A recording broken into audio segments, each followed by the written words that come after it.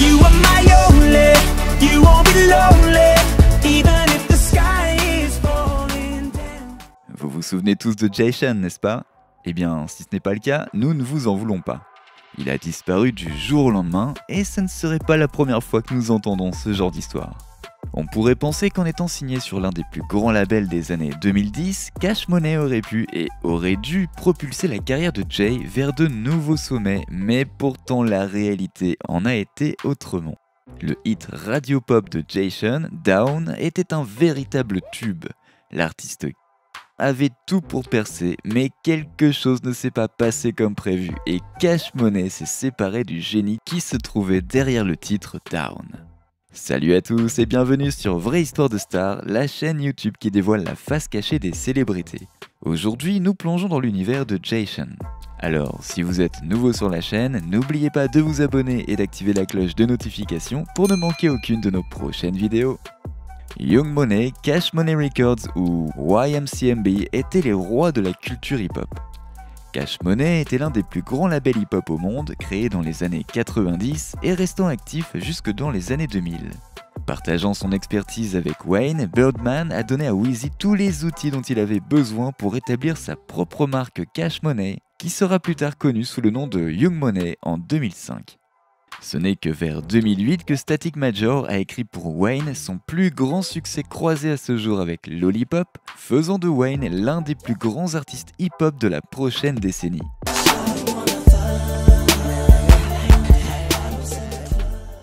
En tant que PDG de Young Money, Wayne a utilisé son propre succès comme tremplin pour rassembler des talents du monde entier et ainsi créer Young Money Entertainment.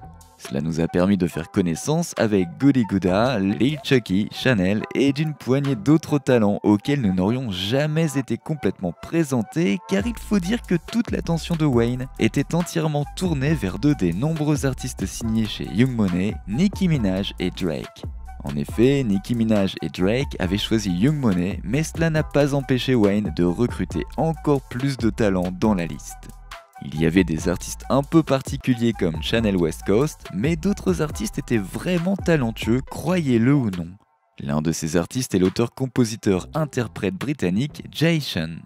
Bien qu'il n'ait pas été directement signé chez Young Money de Wayne, il aurait très bien pu l'être. Bird a donné à Wayne une marge de manœuvre pour expérimenter avec Jay et l'a pratiquement encadré avec ceux de Cash Money. Jay a passé une grande partie de son temps à étudier la médecine à la London School of Medicine and Dentistry avant de décider de faire ce que font de nombreux musiciens en quête d'épanouissement et d'argent. Kamaljit Singh Jutti a abandonné ses études secondaires en 2003 pour tenter de réussir avec ses bros en se donnant au passage le pseudonyme de Jay Sean. Jay vient de son nom de famille Jutti et sa grand-mère avait l'habitude de l'appeler Sean, mais ne nous demandez pas pourquoi. Passant de longues nuits à faire de la musique et à participer à des jam sessions underground, un de ses morceaux est tombé par hasard entre les mains du producteur Richie Rich qui a donné à Jay sa première véritable grande chance. Au départ, il faisait partie de la scène underground asiatique britannique dans le cadre du projet musical de Richie Rich avant d'atterrir sur la propriété de Young Money. Mais avant de se frayer un chemin vers la célébrité, le premier single officiel de Jay, Dance With You, produit par Jay Giddy, a trouvé sa place dans le catalogue musical de Jay en 2003.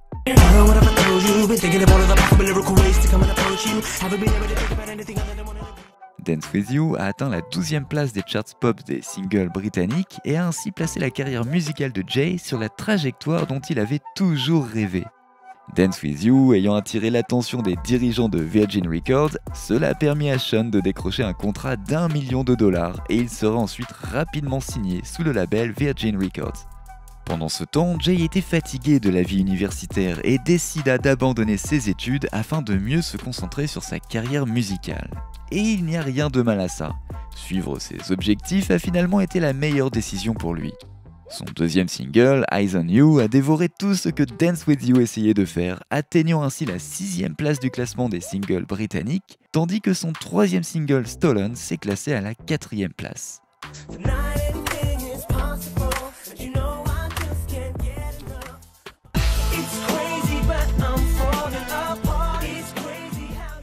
Me Against Myself, le tout premier album studio de Jay, sortira vers 2004 avec des critiques mitigées. Loué pour son style unique, Jay a combiné le R&B avec le hip-hop britannique, déjà controversé, et avec de la musique indienne. Il s'est ainsi placé à la 29e place et est devenu disque d'or avec 2 millions d'unités vendues en Inde. Et même si Jay commençait tout juste à faire connaître son nom, son séjour chez Virgin allait malheureusement se terminer en 2006. En effet, Virgin a mis beaucoup trop de temps à sortir sa musique et a fini par abandonner complètement son prochain album. Il ne savait pas non plus comment le commercialiser correctement. Un projet entier de 16 tracks était en préparation, mais Virgin pensait que c'était un peu trop R&B, c'est-à-dire trop noir pour le marché de l'époque qui, selon eux, devait tourner autour des vibrations de type guitar folk. Peu de temps après, Jay a lancé son propre label, Jaded Records. Il a finalement eu l'opportunité de créer et de publier son deuxième album studio, My Own Way, qui, avec l'aide de ses fidèles fans, a atteint le succès escompté en se plaçant à la 6e place du classement des albums britanniques. À ce moment-là, Jay avait une grande renommée à Londres, mais il n'avait pas encore réussi à percer aux États-Unis. Le single de Jay, Ride, a attiré l'attention de Cash Money Records, le label de Birdman, ce qui lui a ouvert de nouvelles portes.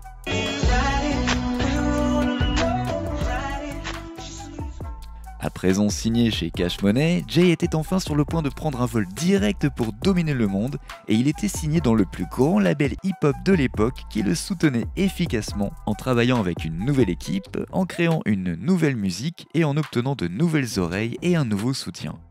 Sa musique actuelle n'avait plus l'influence indienne d'autrefois et était bien plus digeste pour les masses incultes. Nous étions en 2009 et Jay était officiellement le premier artiste asiatique britannique signé chez Cash Money. Et son premier single officiel chez son nouveau label Cash Money, Down, est sorti la même année en mettant en passage en vedette Cash Money alumni, nul autre que Lil Wayne. You are my only, you won't be lonely, even if the sky is falling down.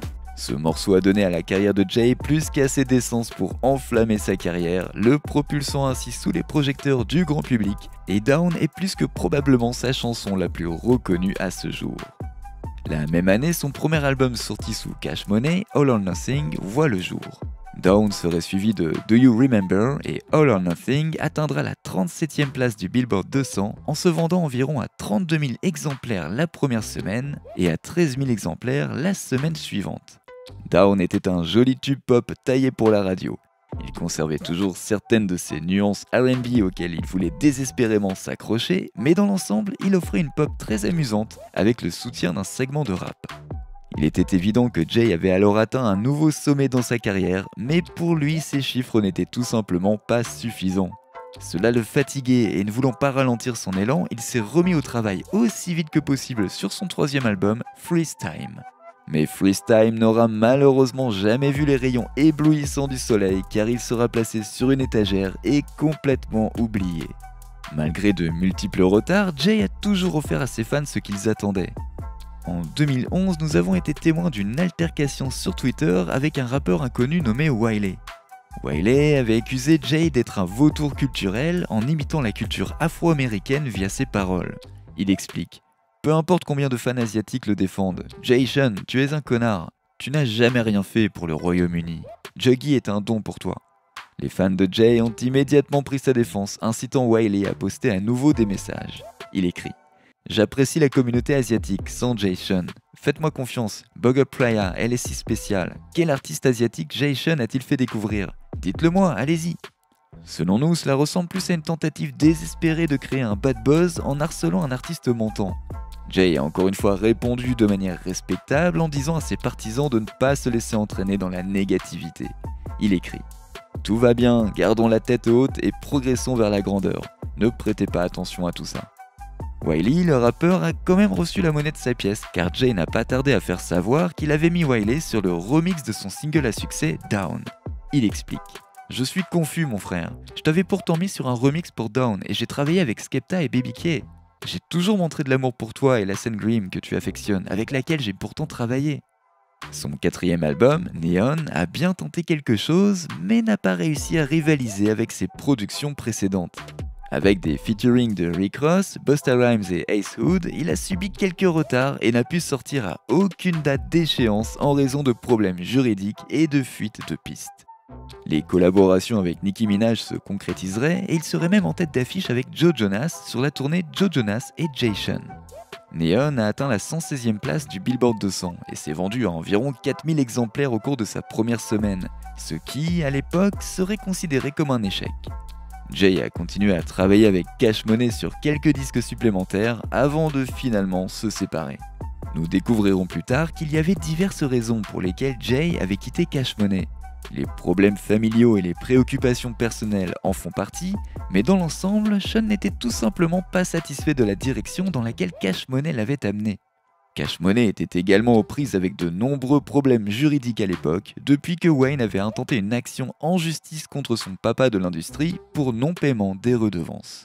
Jay a poursuivi en disant qu'il ne se sentait pas à sa place sur le label et qu'il ne pouvait pas s'exprimer comme il le souhaitait.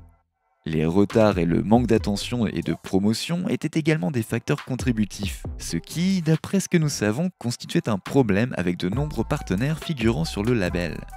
L'empire de Birdman allait bientôt redevenir une cible après Orange Music Factory qui a travaillé sur plusieurs chansons de Jay alors qu'il signait avec Cash Money des morceaux tels que Down, Fire, Do You Remember et Lights Off. Le juge a déclaré Cash Money coupable et il a été condamné à payer 1,4 million de dollars de redevances. La relation de Jay avec son désormais ancien label est toujours la même. Il a ensuite sorti de la musique et a même collaboré avec Go Randawa en 2020 pour leur morceau Surma Surma qui compte désormais plus de 100 millions de vues sur la chaîne T-Series.